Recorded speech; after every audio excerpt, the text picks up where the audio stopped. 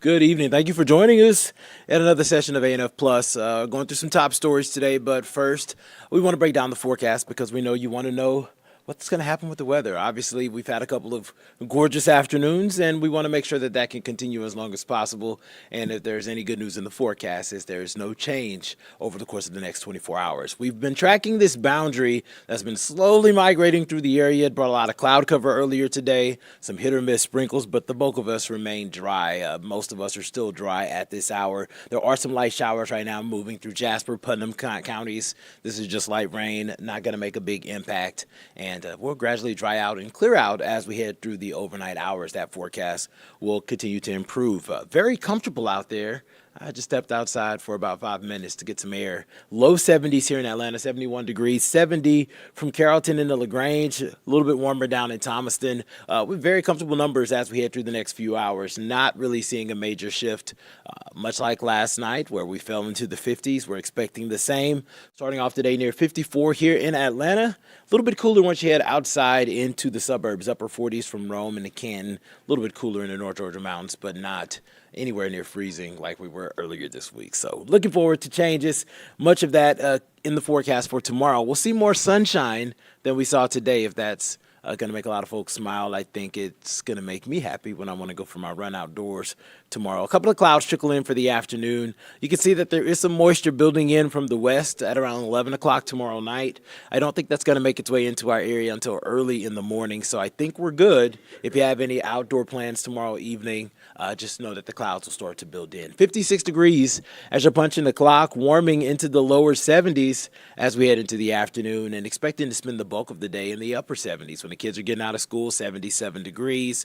A nice evening for you to roll the windows down as you're making your way home from the office. Temperatures comfortably in the mid-70s through the evening. I think a lot of folks are going to be doing maybe happy hours. I always say that Thursdays, when I don't work my shift, I like being out on the rooftop, and I think that this forecast is really going to lend itself well to any of those outdoor activities tomorrow evening after work. You work hard Monday, Tuesday, Wednesday, Thursday. Once you get off work Thursday, you want to have a good time. So green light for all of that.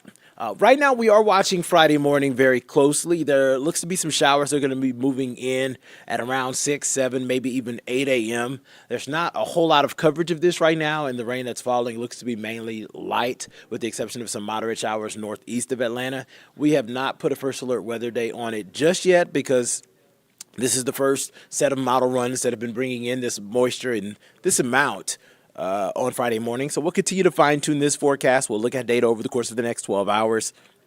If we continue to see a wet resolution for the morning drive, we'll probably just first alert a couple of hours in the morning. For now, just know that's something that we are watching. Some showers around earlier in the day.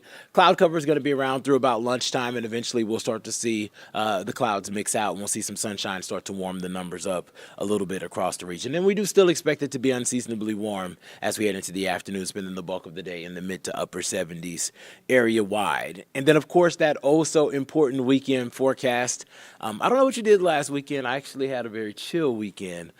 There's a lot going on in town this weekend, including the Inman Park Festival. I know a lot of the activities look to take place on a Sunday, which is kind of perfect for this.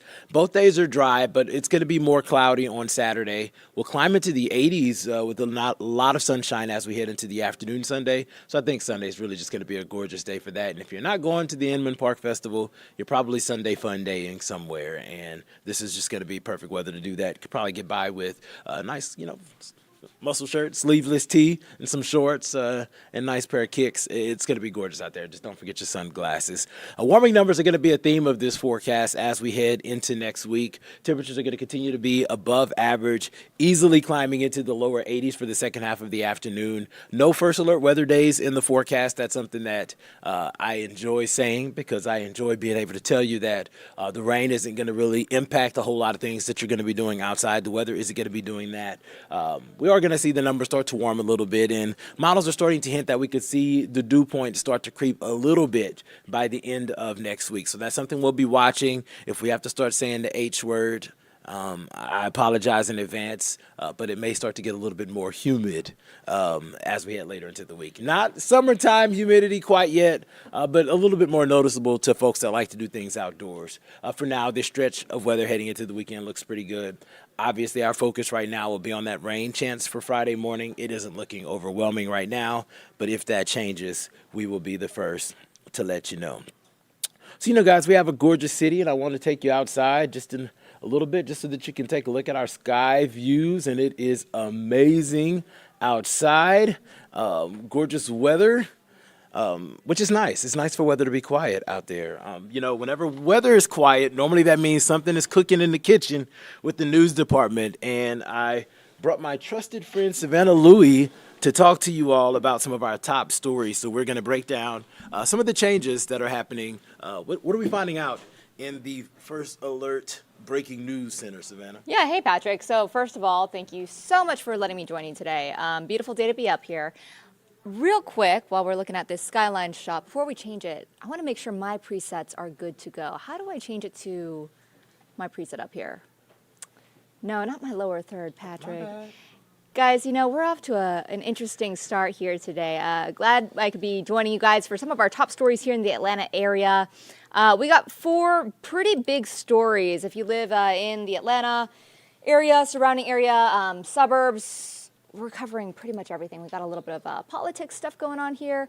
And then we also have some other traffic issues that might be impacting your family. A lot of really exciting stuff going on here.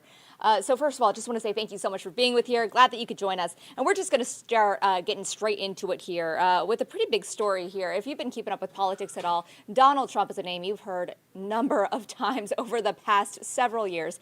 Our first story today going to be taking us through some of the latest developments that are happening right now in Fulton County. Donald Trump currently trying to get some of his charges dismissed related to his indictment right here in Atlanta. The former president's legal team filing a request Wednesday morning to dismiss 2 additional charges related to his historic racketeering indictment here again in Fulton County. Now, according to CBS News, the court filing seeks to have the conspiracy to file false documents and the filing false documents dismissed, those charges dismissed, I should say. Now, Trump's team argues because of the filing of the documents, because it impacted the entire nation, it can only be prosecuted at the federal level, not at the state level. In fact, the motion goes on to say, quote, "The state is without jurisdiction or authority to prosecute President Trump when the plain purpose of doing so is to protect the integrity of federal matters." If you would like to read that full motion for yourself, we have it for you. You can find that at atlantanewsfirst.com. We've got the full thing written out there. Super easy to find. It's right on our home screen there. So keep an eye out for that, and we'll be sure to keep you updated with any further developments that occur in this case. Now, I do want to move ahead to a pretty upsetting story here. This we've been following since last night. Right now, there's a balloon release for a little boy who was hit by a car. This little boy on your screen right here, Tuesday night. That's 5-year-old Caden Jackson. He was fatally struck by a car while playing with his friends last night. Now, according to the DeKalb County police officers who arrived on scene when this happened, they found that little boy suffering a severe head injury. He was then transported in an ambulance to Eggleston Hospital, where he later died. We're told that the driver cooperated on this scene, but again, we are aware that a memorial and a service for this little boy just began around 8 o'clock today. We have Atlanta News First, Carly Barnett, on the scene right now. She's going to be bringing us a live report at 10 o'clock on Peachtree TV and also on Atlanta News First on CBS at 11 o'clock. So if this story is really resonating with you, Carly's going to do a great job telling the story of this little boy and speaking with some of those people who knew him very, very well. And she's going to be bringing us that live report again later tonight. All right, guys, I do want to jump ahead to another story here. This is going to be impacting thousands of people in the metro Atlanta area. And I think a lot of you are going to be excited about this one here as La Vista Road is back open. We brought this to you as breaking news earlier today if you were joining us from our afternoon shows. We are now being told that all lanes along La Vista Road Northeast, from Citadel Drive Northeast to Cheshire Bridge Road Northeast, those lanes are back open. If you've been keeping up with this story, if this is along your commute, you probably already know this has been a mess for months now. This area closed since November 11th after a fire at the La Vista Walk Apartments. the apartment building actually had to be demolished because some of that damage was just so awful. And stay with us later tonight because we have Atlanta News First Madeline Montgomery on this story later this evening. She's also going to be on Peachtree TV at 10 and Atlanta News First at 11 o'clock with the latest. I believe she's speaking with some businesses and business owners out there and trying to get a feel for how exactly this road reopening is going to be impacting people all throughout the community. So if you can, stay with us for that. We would love to tell you that story. If not, AtlantaNewsFirst.com. Always, we're going to put our whatever we air on our website later on in the afternoon. And guys, I got one final story for you. This is probably a story that's going to hit hard for any parents out there who had kids at an elementary school here in Atlanta. A gas leak causing some major chaos earlier today at one elementary school in Fulton County. We had Atlanta News First, Yasmina Alston, on the scene earlier today. She spoke with a number of people who were at that scene, including some parents. And I'm just going to let her take it from here.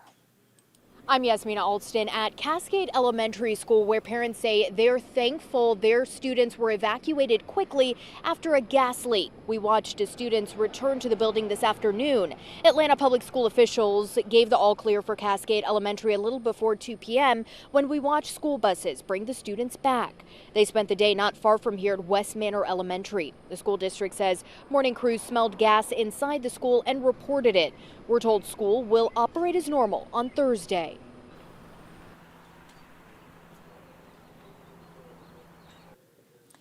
And again, that was our Yasmina Alston reporting. All right, guys, I want to thank you so much for joining us here this evening on Atlanta News First at our First Alert Breaking News desk. Again, I'm Savannah Louie. Hope you can join us tonight, 10 o'clock and 11 o'clock here. We've got some great content coming up for you, not only based off of here in Atlanta, but we've got some amazing national stories as well that we really want to share with you tonight. So stay with us. But for now, I'm going to go get ready for some of our newscasts, and we'll see you in just a bit.